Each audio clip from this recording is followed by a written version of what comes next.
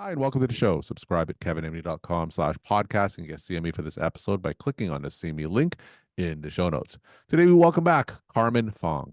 She's a colorectal surgeon. Today's Kevin MD article is Why Pelvic Floor Disorders Deserve More Attention. Carmen, welcome back to the show.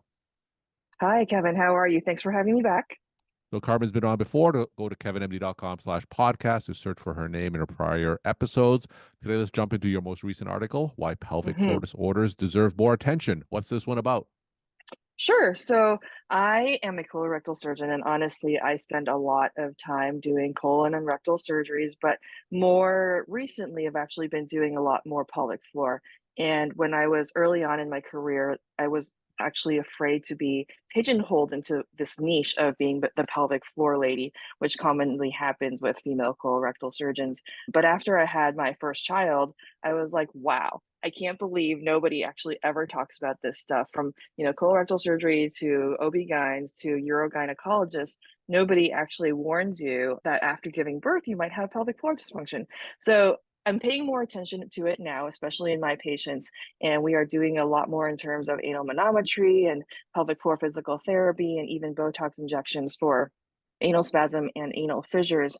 And this is one area where I think that we need to pay more attention, not even just in subspecialties, but in primary care as well. So when you're addressing or disorders of like constipation, pelvic pain, it might require looking into just a little bit more rather than just the, basic, I'm sure that'll go away. So, for those who aren't familiar with the pelvic floor, talk about hmm what that is and how hmm dysfunction of the pelvic floor can lead to symptoms. Yes. So the pelvic floor essentially is several muscles that I tell people kind of incorporates if you're a female, the bladder in the front, the vagina in the middle, and the rectum in the back. And then obviously without the vagina in men. But they're all interconnected muscles that if they're too tight can cause a problem. If they're too loose can cause a problem. I actually had one lady who was in the Association of Pelvic Organ Prolapse Survivors reach out to me after reading this article who wanted me to come talk about constipation in pelvic organ prolapse. So when you have the pelvic floor is too loose, for example, Mhm. everything can kind of drop down lower. So you can have bladder prolapse, which may require surgical correction. You can have rectal prolapse or vaginal prolapse, which may require surgical correction. But the more common thing, though, aside from having, congenital pelvic floor problems or trauma related pelvic floor problems, which is, could be childbirth or spinal cord injury, are these disorders of defecation that we're finding are more and more common. So you can have obstructed defecation, which is just really a very acquired way of people not going to the bathroom properly, either holding it too much and then you get pelvic floor spasm, or pushing too hard and you get pelvic floor spasm. And in these cases, again, doing manometry, which is testing for sphincter tone and muscle and nerve control, is really helpful in defining what exactly the problem is. And then pelvic floor physical therapy or biofeedback is the first step to correcting those things. So, in the primary care office, what hmm are some tip off, some stories that I may hear that hmm ring the bell of pelvic floor dysfunction and make me lead to a referral to you or some pelvic floor physical therapy? What will be some common stories of patients walking into a primary care office? Yeah, that's actually an excellent question. So the number one thing is people will say they have urinary incontinence, so can't hold in their urine. When they sneeze, they go to the bathroom and pee themselves a little bit. And then we found that about 30 to 50% of people with urinary incontinence may also have fecal incontinence or some fecal smearing. So dribbling when you urinate, can't make it to the bathroom on time. So that would be one sign. And then on the other side, on the bowel side, smearing or leakage would be keywords that I would look for. And then the other main one is though feelings of incomplete evacuation. So Mhm. feeling like you have something stuck. I'm like, oh doc, I just keep going and going. I go sit in the bathroom 3 or 4 times a day and I still feel like something is stuck and can't come out. So that one is a very very good tip off to me that there might be some pelvic floor dysfunction there that requires, an exam, usually a digital rectal exam, and then, some further history taking. And then you do the conservative therapy like pelvic floor physical therapy. What does hmm that exactly entail? Yeah, so pelvic floor physical therapy, I send them to a physical therapist usually once a week for about 6 to 8 weeks, and they do several exercises. So it's kind of like leg strengthening, like stretching exercises, but then also sometimes internal and external massage. And then the last part of it, the biofeedback, is actually the most important part, which is a rectal balloon catheter that's inserted into the anus and rectum.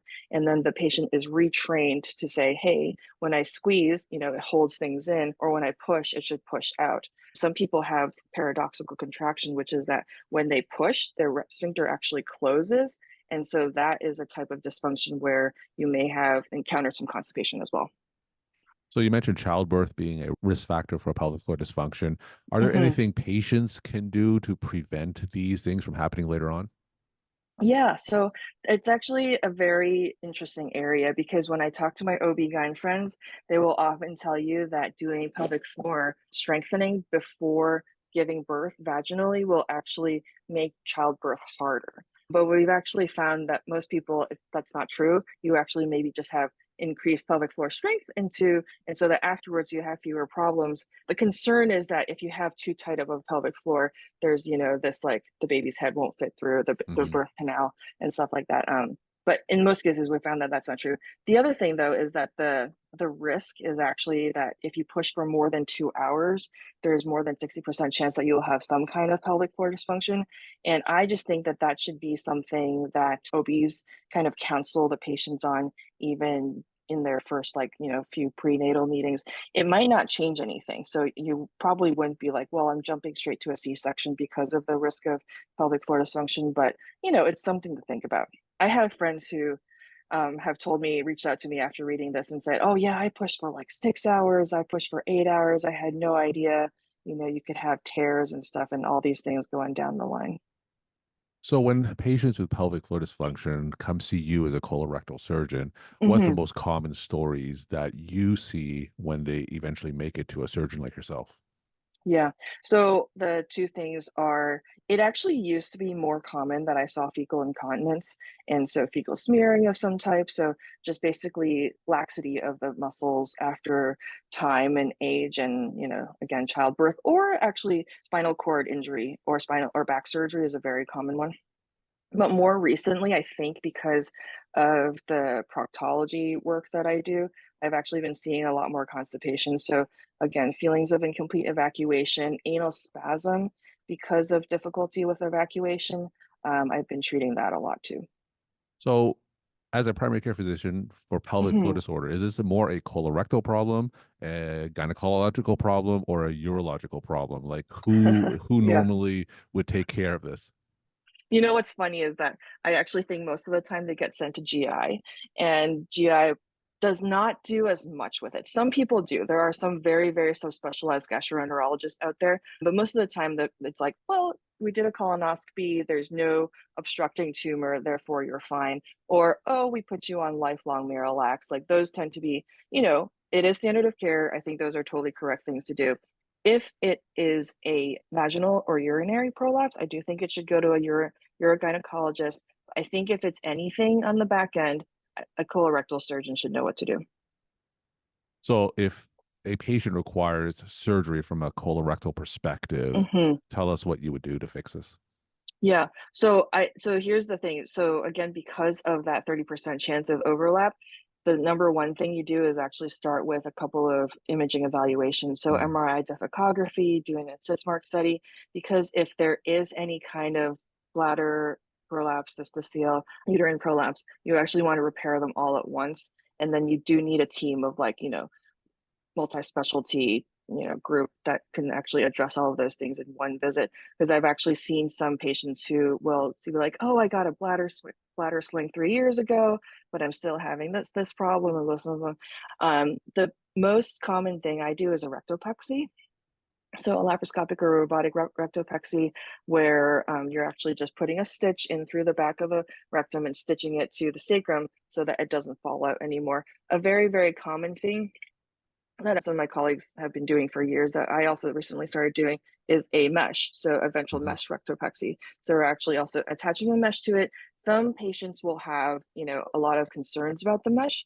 I've honestly never had problems, but because of like the whole, commercials or like the lawsuits and stuff, so people will always need a little bit of convincing that the mesh is safe. And I found the mesh to be absolutely safe, and it does provide a longer lasting repair as well.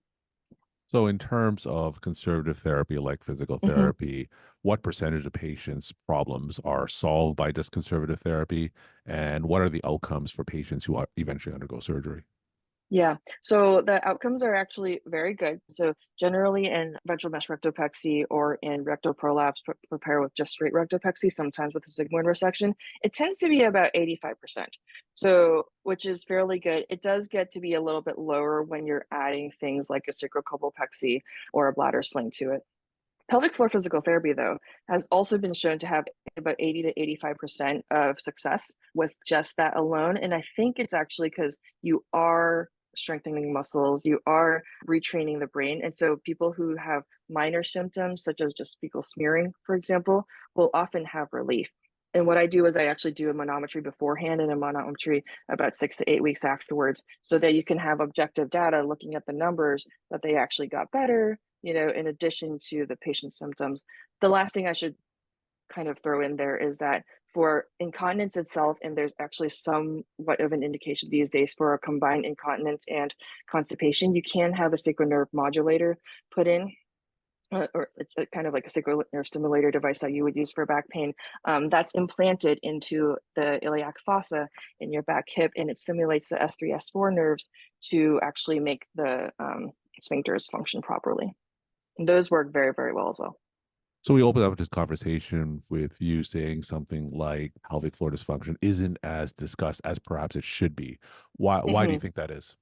I think it's complex, and not just be like, "Oh, wow, I can discuss this like super complex topic," but because it is so multi, specialty, like multifactorial, it can be lifestyle factors, it could be dietary factors, it can be anatomy factors, that it takes a lot of different perspectives to kind of come down to one diagnosis. A lot of it is rule out as well, but I would say it's because it's so multifactorial. Over the course of your career as a colorectal surgeon, has that awareness of pelvic floor dysfunction, have we moved the needle in that respect? I think we have. So even in the major societies, at least in the colorectal societies, we actually have a pelvic floor symposium, and where we are kind of like trying to push the envelope in terms of like, oh, we need to look more into this and more people doing ventral mesh rectopexies, for example. But still, it's like I would say a small percentage of even our society and of surgeons. But I think the bigger factor is what you said, which is that, primary care providers need to know what to look for and when to send for a referral. Because there is some overlap, of course, like you mentioned, Yeah, colorectal surgery, for sure. gynecology, urology. Do you see a future where there are going to be specialists in pelvic floor dysfunction that kind of focuses just on this? Yes, I do. And I think it's like one of those things where like we keep so specializing until it's like, oh, you're treating like my left little toe. In the UK, there actually are pelvic floor subspecialists. So I do think that we might eventually have, at least in the colorectal field, another year-long fellowship or a certificate of some sort where you can actually be trained to do this. They already do that for like, breast ultrasound. So I imagine that there could be further training for anal manometry, for pelvic floor dysfunction specifically. We're talking to Carmen Fong. She's a colorectal surgeon. Today's Kevin MD article is Why Pelvic Floor Disorders Deserve More Attention. Carmen, as always, we'll end with some of your take home messages to the Kevin MD audience.